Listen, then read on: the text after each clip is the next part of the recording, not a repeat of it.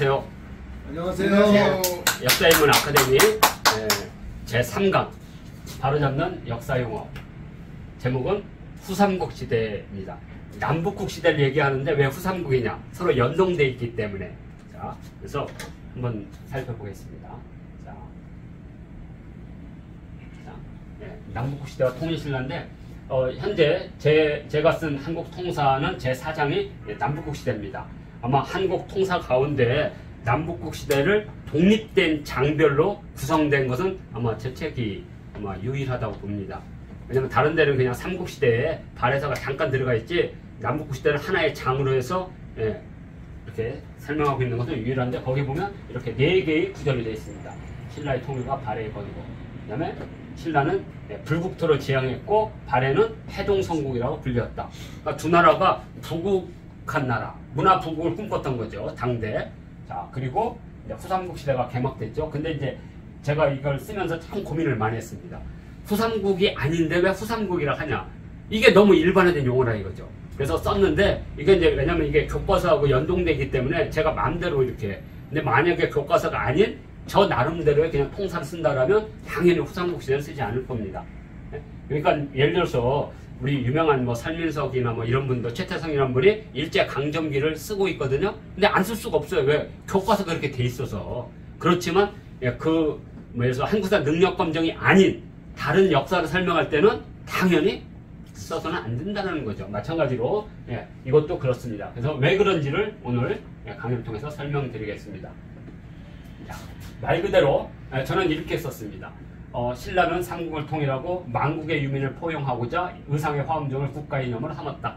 그리고 발해는 주변 종족을 아우르고 고구려 터전을 불국토로 만들었다.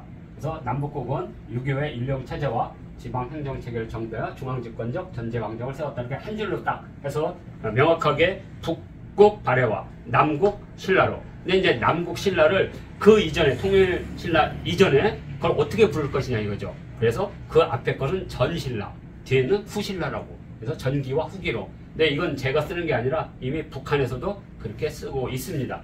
그걸 설명해 드리려고 합니다.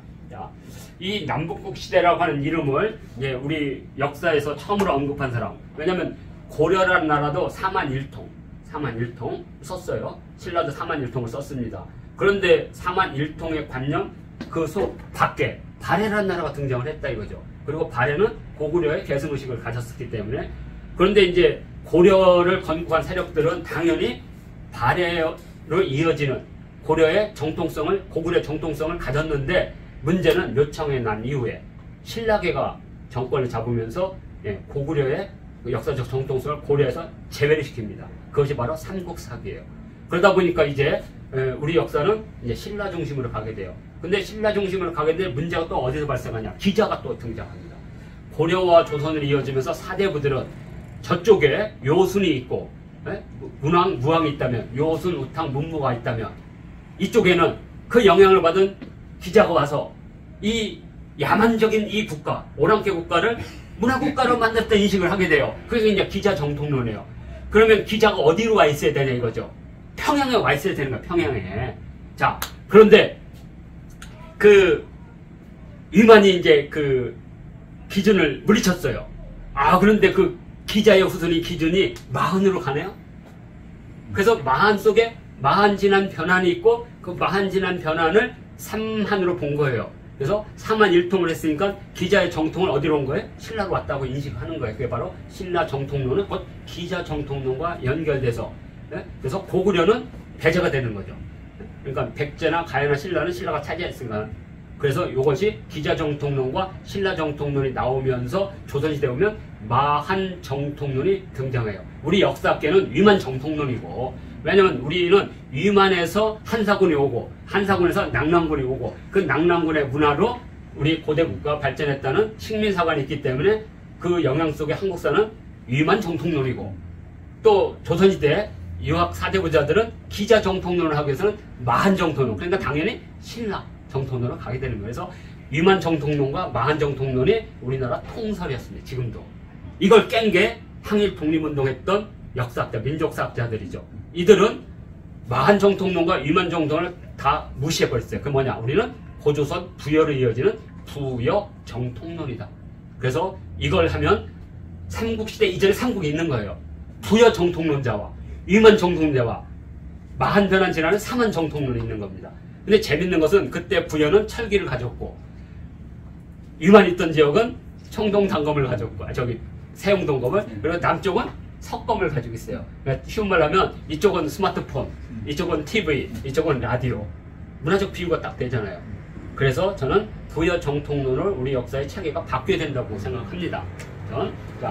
저는 이 남북국 시대를 처음으로 이제 조선시대 때 혁명적으로 생각했던 분이 바로 유독공입니다. 근데 왜 유독공은 이제 이 발해고 자서를 쓴 사람이 이제 유독공이고 이 추천서문을 쓴 사람이 박제가예요. 근데 박제가나 유독공의 공통점 뭐냐? 북학파라는 거죠. 그 북학파의 인식은 만주족을 바라보는 이중적 문제예요. 하나는 뭐냐면 저 오랑캐 놈이 주인이 됐으니까 이거 무릎 꿇어야 된다는 거죠. 쉬운 말로 하면 우리 집에 노비였는데 노비가 이제 주인이 된 거예요. 그러니까 주인 아들이 이제 노비한테 무릎을 꿇어야 돼요. 그게 무슨 의미냐면 고조선, 부여, 고구려, 발해로 내려오는 주체민족은 우리였는데 그들은 거기에 속한 종족이었잖아요. 우리가 주체 종족이고 걔들은 부용 종족인데 이거 주인이 바뀐 거예요.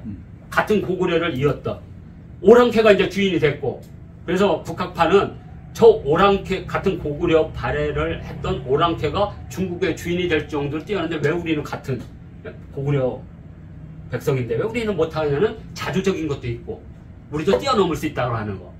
그러면서 저 만주족은 어떻게 부강했을까? 그걸 배우겠다는 거죠. 그게 바로 북학파죠. 그러니까 북학파는 만주를 바라보는 이중적인 사유가 있어요. 하나는 업신여기는 것도 있지만 또 한편으로는 부러운 측면. 두 개가 있는 것이 바로 북학파다. 그러면서 이렇게 말했죠. 고려에서 발해사를 짓지 않았기 때문에 고려의 국력이 떨치지 않았다. 지금 만주를 못 차지했다는 거죠. 이게 유독공이 생각하는 남북국 시대입니다. 그러니까 발해사를 쓰면 발해 땅 우리 땅이라는 거죠. 그러면 고려 때 저 발해를 인식하는 관점이 다르다는 거죠. 저 우리 땅이니까. 그러니까 수많은 젊은이들이 꿈과 희망을 갖고 북쪽 땅을 가져. 예전에는 이제 그게 정복전쟁을 통해서 영토를 넓히는 거니까 무지 중요하죠. 그리고 또 하나는 산업의 다양화를 해야 돼요. 농업, 유목, 수력, 해양. 근데 우리가 전부 다 농업을 하다 보니까 저 북쪽 땅은 필요가 없는 거죠, 이제. 왜 거기는 유목하고 수력하고 그러니까.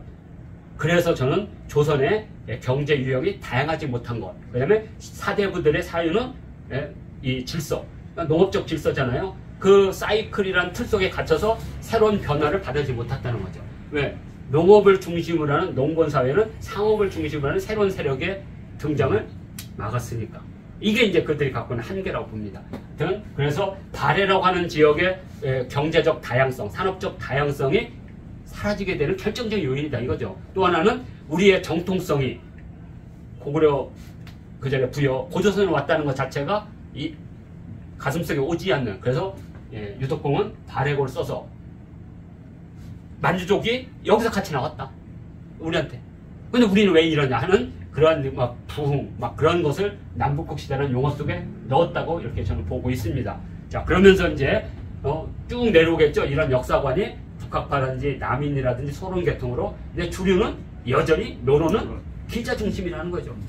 그러니까 기자 중심이니까 만주족이 저 땅을 차지해서 대중화가 사라졌어도 그 대중화의 새끼인 소중화는 여기 땅이죠. 그게 이제 이른바 문화조선이라는 거거든요.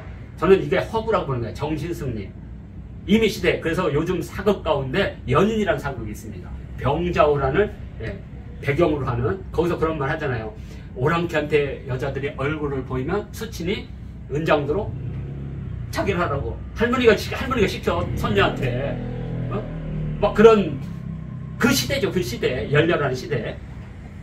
이미 새로운 시대가 바뀌었는데 아직도 과거 속에 살고 있었던. 그래서 이걸 깨고자 했던 것이 바로 발해고라는 거죠.